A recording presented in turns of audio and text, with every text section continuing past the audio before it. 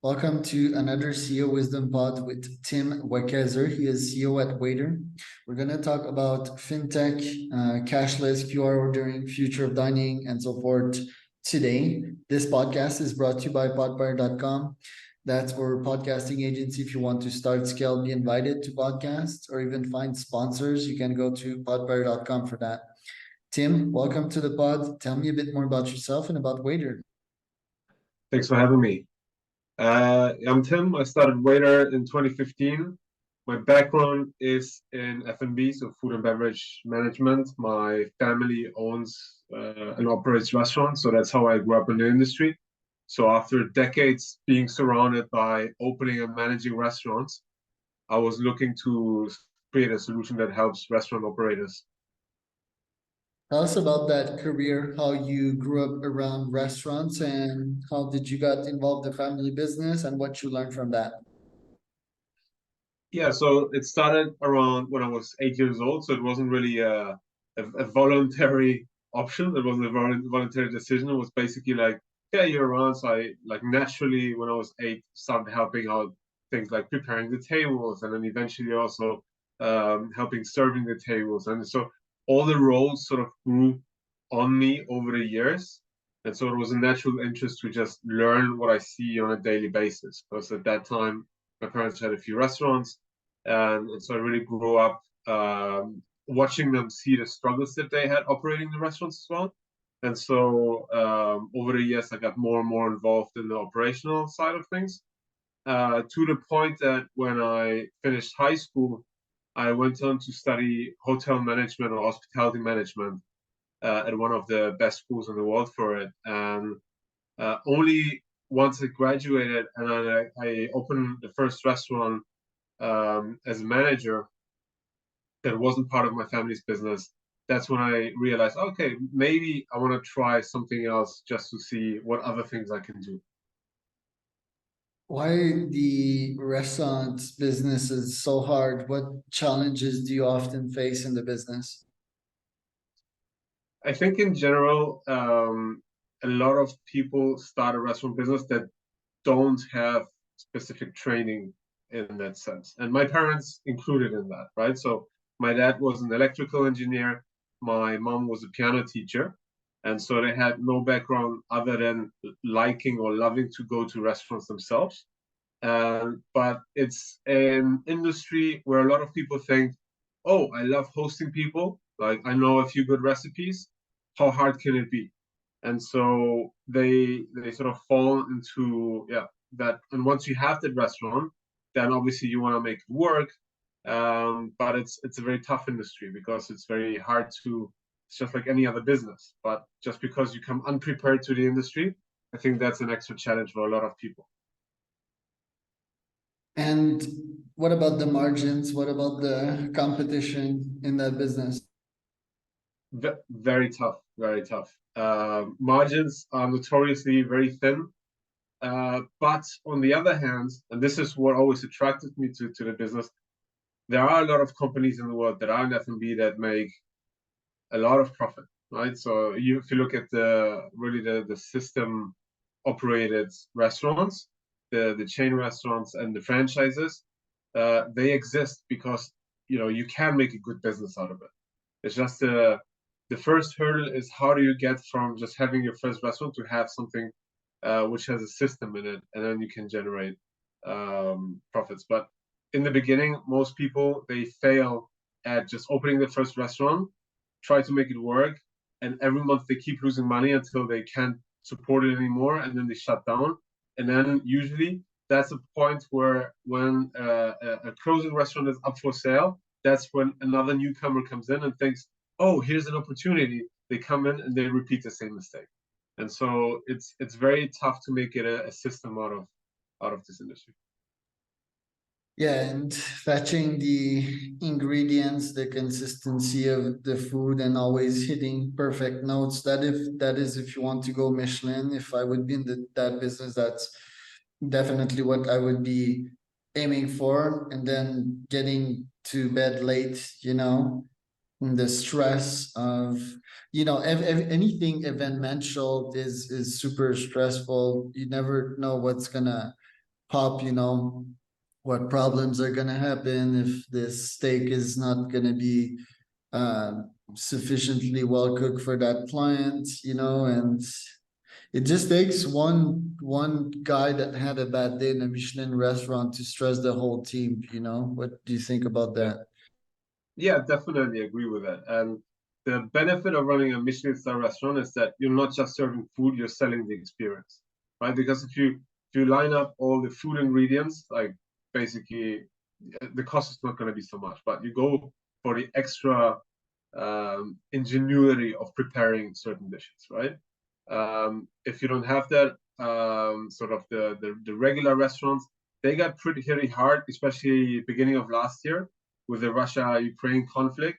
And all of a sudden, all the ingredients, they shot up. Some of the ingredients, they just doubled in price overnight. Like if you think about flour, sugar, oils, frying oils, all that, all of a sudden double, right? So all of a sudden, the calculations that you had, and that's provided that you as an operator, you calculate these things and you track these kind of things, because a lot of people, and we've spoken to thousands of restaurants when we're approaching them with Waitrr, and I can tell, like, so many restaurant operators, they just go by gut feel, like they don't track anything. That's for ingredients, that's for margins, and so on. And so it's very tough to run the business this way. I started my career in the restaurant industry, and to me was one of the best start or experience that I had because it it created some kind of shield over me because the managers usually they can't control themselves emotionally, let's call it that way. They're emotional messes. I'm not sure if that's true throughout the industry, but usually in the kitchens it's pure chaos, and to own a restaurant, I don't know, like these people, they get to bed late or they're stressed, they're not doing well financially anyway. All my experiences in the restaurant industry were somewhat similar, in which I had I don't want to use the overused word toxic boss, but I was like literally 16 or 17, and they were telling me to go fuck off, and it taught me to manage stressful situations the way few other jobs would. It taught me excellent customer service, and always be attentive to the others. It told me to be quick. It taught me to be quick. It taught me to be smart and witty with the clients and entertain them, so that they could have the great experiences. And yeah, always aim for the highest note. What skills did you learn from your time in the restaurant industry, and how did you transfer that to the world that you're in today? I'd say most and foremost, it's a people business after all, and that goes for the front of the house, so the guests that you're serving, to provide them an unforgettable experience, trying to remember their preferences and really treat them in a special way, so that they feel okay. They come to your restaurant and eat the food, and it's all about the experience. But there's also internally, like you said, toxic environment. Yeah, especially, and I've seen it in all kinds of restaurants. Doesn't have to be Michelin star restaurants, but I remember when I was working for a two-star Michelin star restaurant, and the chef threw a plate at me, and it exploded against the wall. Not just me, but that was like that happened quite frequently with other colleagues as well. That was just basically his style. And a lot of these high-level chefs, they get away with it because they're looked at as this genius artists, right? And I mean, yes, they are very good at what they do, but it's a pity that unfortunately it comes often mixed with a bit of lack of tolerance towards certain things, right? So I've seen this as well, but it taught me to basically understand people's mood better and accommodate things and navigate through these things, and manage people in a way where you don't run into these conflicts. So tell us about what you do today at Waitrr. Yeah, so what we did is I looked at the experience when my parents were opening up restaurants, and I could always see that one thing that really gave them the most headache was hiring people, training people, and there was a lot of staff turnover, because many people, especially in the front of the house, meaning the wait staff, because kitchen stuff is something else. Like kitchen stuff, you have a lot of people that are really good with cooking and recipes and are very creative, and they really aspire to be a chef. And the training is really hard as well. They become a chef and they're really proud of it.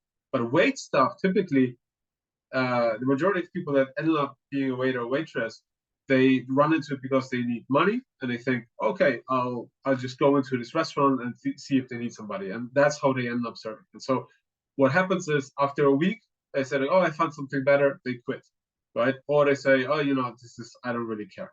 And they do something else. And so it's a position that has a lot of staff turnover.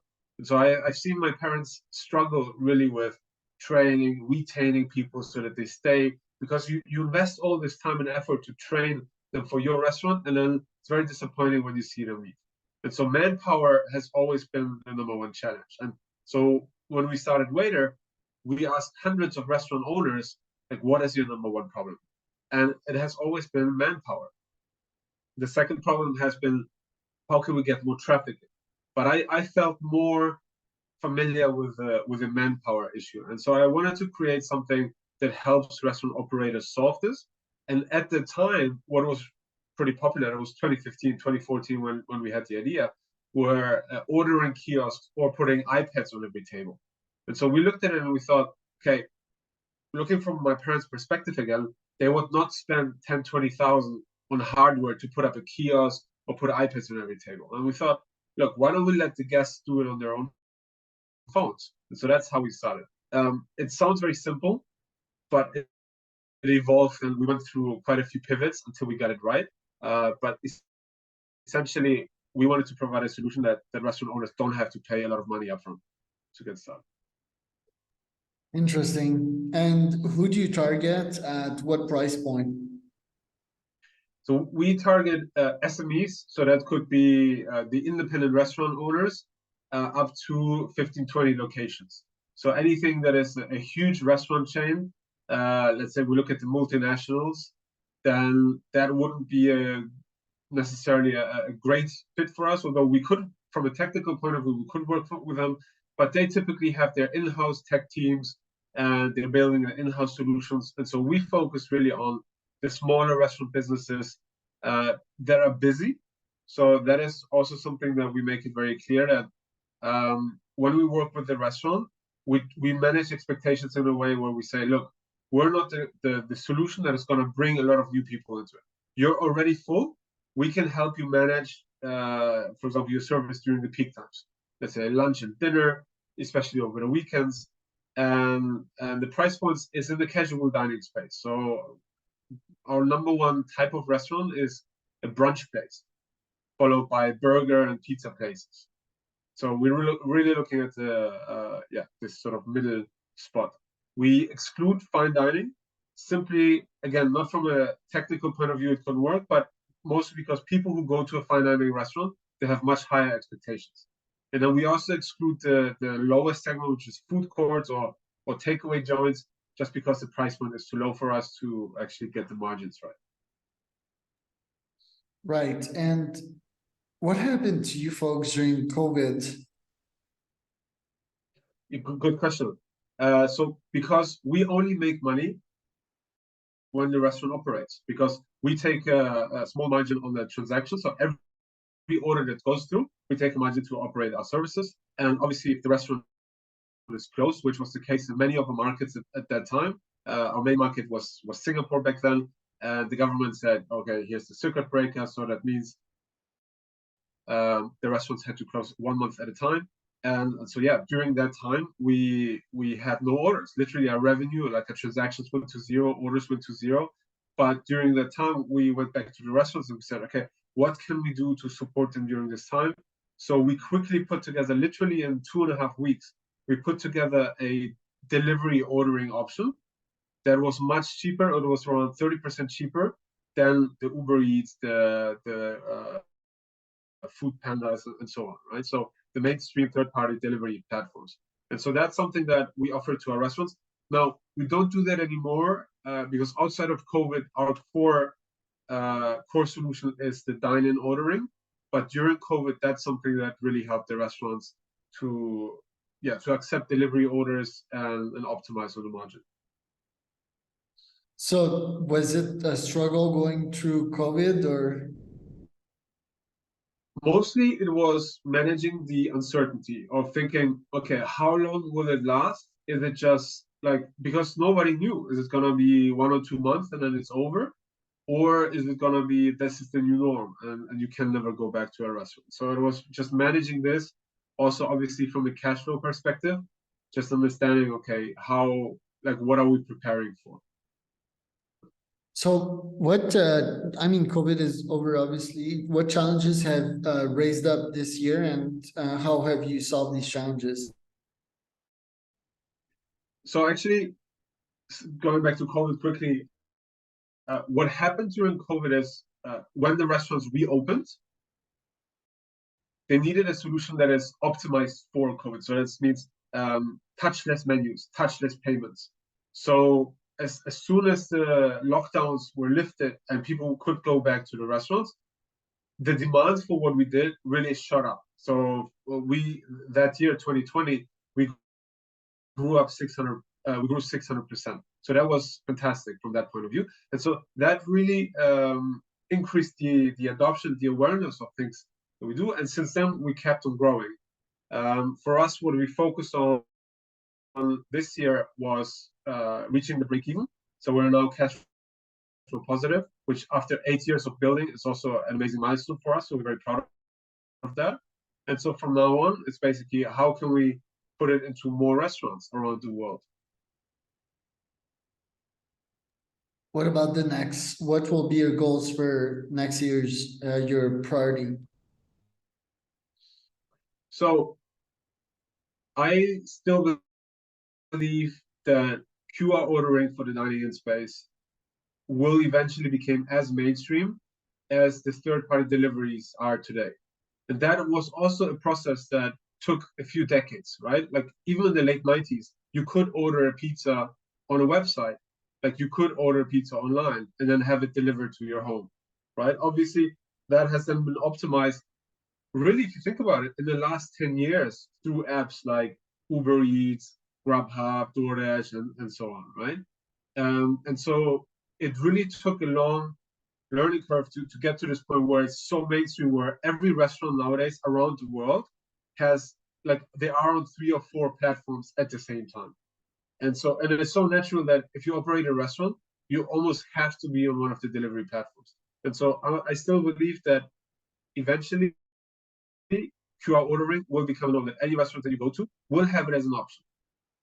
Now, do I think this every restaurant will make you order this way? No. I think it's good to have it on an optional basis. That if you're in a hurry or you don't feel like talking to the staff at this time, you walk in, you scan a QR code, you order, it's paid already, you get your food, you can go out, and it's very efficient. But it's up to the customer. But I think every restaurant eventually will have this installed. Where can people find out more about you, Tim? The easiest way, waitrr.com, or just find me personally on LinkedIn, Tim Wekezer, and message me. I'm fascinated with everything around restaurant management, hotel management, so building startups from scratch. I was Charles Cormier as your host of another CEOWisdomPodcast.com with Tim Wekezer. This pod is brought to you by podbuyer.com. If you want to go to the website, start, scale, be invited to a podcast like this one.